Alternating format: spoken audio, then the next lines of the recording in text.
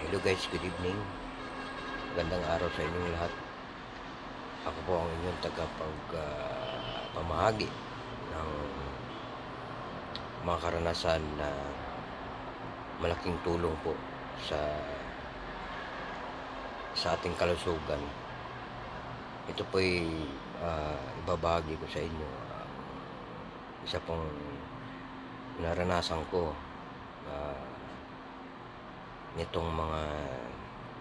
nitong taon lang na to. Last year guys. So yung experience ko na yun guys na yun yung karamdaman guys na dahil sa ibang tao na akala natin simpleng karamdaman lang siya. So ganito guys, hindi na ako magpapaligoy-ligoy pa. Sasabihin ko na sa inyo na ibahagi ko sa inyo yung karanasan ko na ako po'y nausog, simpleng usog na karamdaman guys, pero maaring ikakapahamak ng buhay mo o ng sarili mo, or maaari mo pang ikakamatay. So ganito po siya guys. One time, habang ako nagtatrabaho nasa bali outdoor po yung gawaan namin. Nag-ayos po kami ng swimming pool po ng condominium namin. At ang panahon na yun medyo makulimlim siya, saka umaambon-ambon konti. So ganito po ang nangyari guys. Hindi pa ako nakapagtanghalian ng mga oras na yun kasi minamadali namin na matapos namin yung maayos yung swimming pool namin.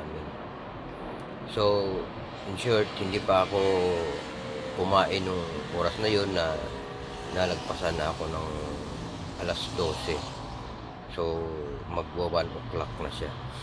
So guys, meron nag-ano sa akin na merong sumuway sa akin na sinigawan niya ako na ako nga pala guys, isa akong technical supervisor sa isang kumpanya. So may sumigaw sa akin, isa sa mga kaibigan ko din na nagtatrabaho rin po sa building namin. Sila yung service contractor namin sa elevator. So ganito guys, sinigawan niya ako na, "Sir, sumilong ka dyan, magkakasakit ka niyan." So hindi ko masyadong pinansin kasi medyo abala ako sa trabaho. So ayun, binilisan naming matapos yung pag-ayos. So in short, natapos namin. So past 1 o'clock na siya. So yun, dahil nga umaambon din, medyo nabasa-basa ako konti. So nung after siguro 30 minutes, after 30 minutes na yun, ang buong akala ko guys, dahil sa naambunan lang ako kaya umiba yung timpla ng pakiramdam ko. So parang uminit ako bigla, tapos parang lalagnatin ako. So in short, nilagnat ako guys, nilagnat ako. So akala ko dahil naambunan ako, tapos hindi pa ako nakakain, baka napasma na ako.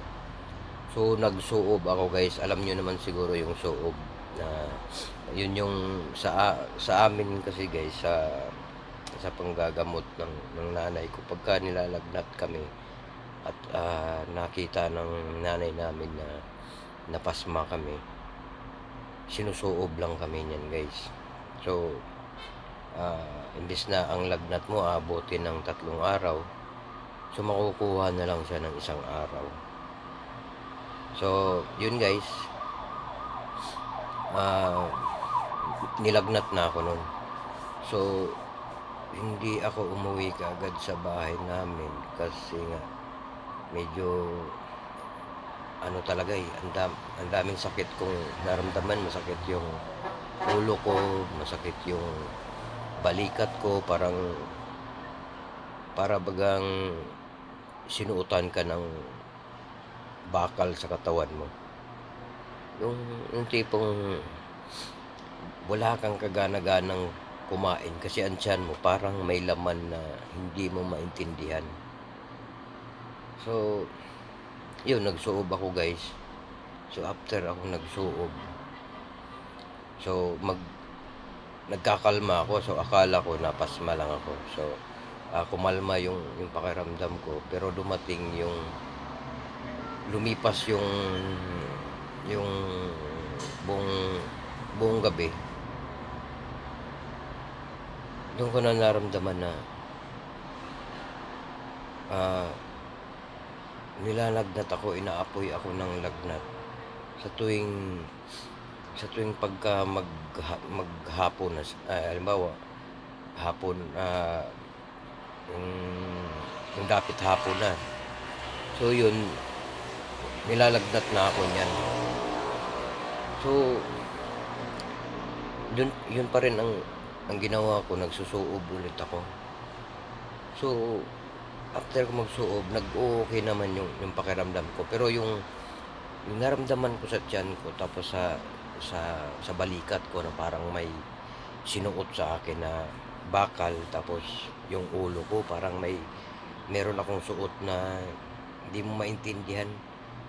Hindi ko alam kung sinuot or parang may mga tinik-tinik yung sinuot sa ulo ko.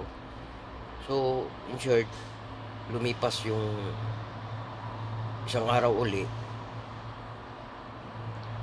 sumapit na naman ang dapit hapon.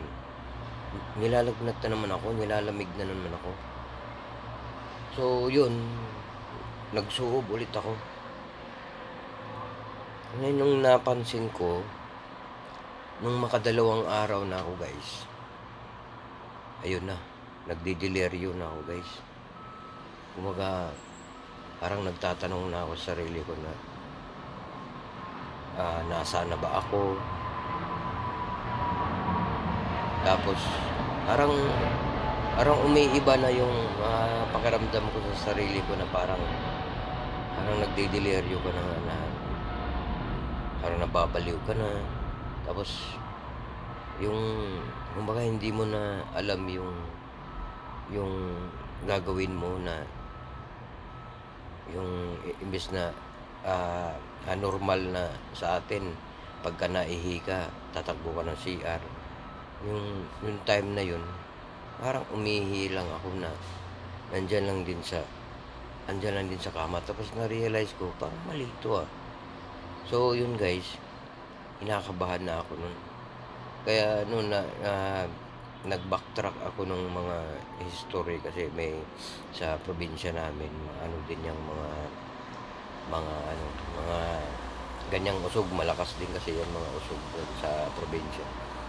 So binacktrack ko ngayon, iniisip ko talaga, hindi kaya ako nausog. Ngayon nung binigkas ko yung nausog, parang nanghihina na ako lalo. Sabi ko, grabe to ah. So, yun guys, inisip ko talaga na usog ako. Inisip ko kaagad yung time na hindi ako kumain, na nagtatrabaho ako sa labas. Ginagawa namin yung swimming pool namin. So guys, inisip ko kaagad kung sino ang sumigaw sa akin ng mga time na yun. Nung maalala ko, yung service contractor namin sa elevator. So, pinahanap ko siya kagad. Sabi ko pa sa mga tao ko na pakihanap tong tao na to. Eh, sabi pumunta dito sa ano namin, sa parang barracks namin. So, in short, pumunta siya dun sa barracks namin. So, pagdating niya dun, sinabihan ko siya agad na, pre, lawayan mo nga ako kasi ikaw lang yung naalala ko na nagsaway sa akin eh. Tapos yung pagsaway mo medyo tagilid kasi gutom ako at hindi pa talaga ako nakapagtanghalian ng time na yun. So guys, nung malawayan niya ako guys, sa tiyan tsaka sa ulo, kasi masakit yung ulo ko sobra eh, parang may mabigat na helmet na sinuot sa akin. Nung malawayan niya ako guys, grabe, nakakapagtaka. Biglang gumaan ang pakiramdam ko. Pero nung nalawayan niya ako guys, medyo malalim na ang mata ko. Malalim na ang mata ko kasi wala akong tulog eh. Hindi ako nakakatulog. Tsaka yung pakiramdam mo kasi, pag ang tiyan kasi nagkaroon ng problema sa'yo, promise guys, hindi ka makakatulog. Hindi ka makakatulog ng maayos. So, yun. Nung nalawayan niya ako, pinakrusan ko sa kanya yung tiyan ko, yung ulo ko. Guys, promise, biglang nawala yung pakiramdam ko.